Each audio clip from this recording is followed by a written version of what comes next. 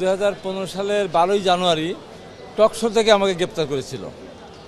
তখন ম্যাডাম খালেদা জিয়া বাড়িতে ওনাকে আটকে রেখেছিল, অফিসে আটকে রেখেছিল। তখন তো আমাদের অধিকাংশ নেতারা জেলে এবং লুকিয়ে, তা আমাকে যখন বলা হলো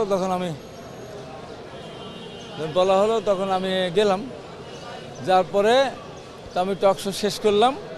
শেষ করার পরে আমাকে আপনার ডিবি এসে বললো, স্যার একটু এদিকে আসেন। আমি বললাম যে এদিকে আসবো কি, আপনার কারা? তো আমরা ডিবি। তাহলে এখান থেকে নেবেন না রাস্তা থেকে নেবেন না বাসার থেকে নেবেন? তাহলে এখান থেকেই নেবো। তো চলেন যাই। তো ফোন নাম্বার দেন, ফোন নাম্বার দিল, সরবে ফোন করতে ফোন বেজে উঠলো, সেটাই চলেন যায়। সেই মামলা সাজা বিগত সরকার, আমি তো বিএনপির এত বড় নেতা না, প্রথম সাজাটা দিল আমাকে। আপনাদের মনে আছে, আপনাদের মিডিয়ার হেডলাইন কথা, হাবিব শাহজাহান লিঙ্কনের 4 বছরের জেল, সহ 15 জনের। আমি সেই হাবিব এই মামলায় আজকে আমি খালাস পেলাম। আর আমাদের অন্য কোর্টে মানে তারা হয়নি। আমি বারবার যেটা বলেছি যে মামলা গাড়ি পড়ে নাই, গাড়ির চ্যাসিস নাম্বার নাই, গাড়ির নাম্বার প্লেট নাই, গাড়ির মালিক নেই, অথচ সেই মামলা আমাদের 15 জনকে 4 বছরের কারাদণ্ড দিল, 2 বছর করে এবং জরিমানা। তো সেই মামলা থেকে আজকে আমি খালাস পেলাম। তো এখন এইটাই হলো আইনের শাসন আর অপশাসন কি ছিল আপনি বলেন?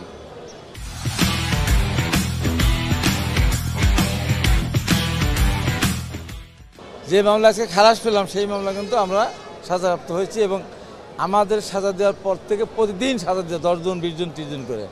তা আজকে এই বিগত 15.5 বছরে যেটা আমি ইতিহাস পর্যটন করতে যাই, তা আমরা দেখলাম যে কোর্ট কাছারি কোনো জায়গায় আইনের শাসন ছিল না। ম্যাডাম খালেদা জিয়াকে যেমন মিথ্যামিথ্যা সাজা, আমি যেমন তার সাজার ব্যাপারে কথা বলতে গিয়ে আমি আবার জেলে গেলাম। তো আজকে সেটা তো খালাস হলো। তো এই জন্য আমি বলি যে এখন আইন আদালতগুলি যদি নিয়মিত চলে তাহলে মানুষ সেখানে স্বস্তি পাবে। কিন্তু বিগত সরকারের মতো আমি আশা করি যে এখন আইন আদালত এখনও চিন্তা করেন যে আমাকে তো ম্যাজিস্ট্রেট করে জামিন দিল না, জজ করে দিল না, হাইকোর্টে জামিন নিতে হলো।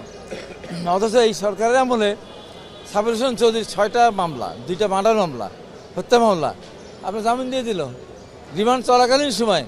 তাহলে এখানে কি বুঝবো? আইন আদালত আর কীভাবে চলে? ম্যাজিস্ট্রেট বলেন আর জাজ বলেন, তাই যাই বলেন না কেন, আমি দেখেন দেখছি তো নীতি আদর্শ বিচারের কোনো এখানে আমি এটা তো আমরা আশা করি না।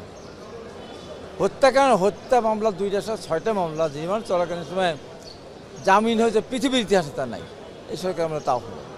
তাই আমি মনে করি এই সরকারে যারা আছে, বিচারক যারা আছে, তাদের কাছে বলবো মিথ্যা মামলা যেন সাজা দেওয়া না হয়, আর প্রকৃত যারা আইনের আওতায় থাকা দরকার তারা যেন বেঘুষে খালাস না পায়, তাহলে তো অন্যরা উৎসাহিত হবে।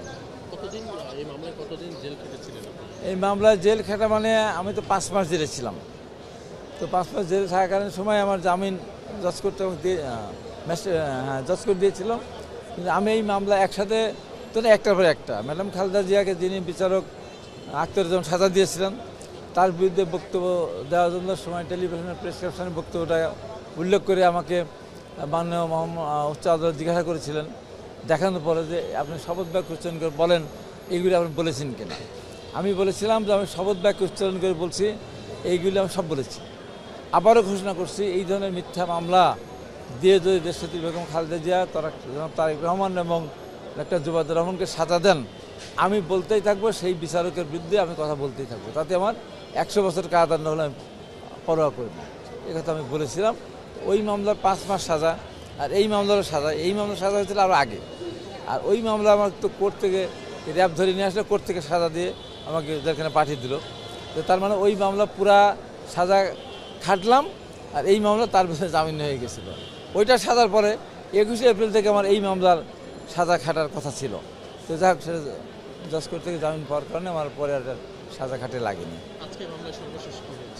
আজকে সর্বশেষ আমাকে খালাস দিয়েছে, বেকসুর খালাস।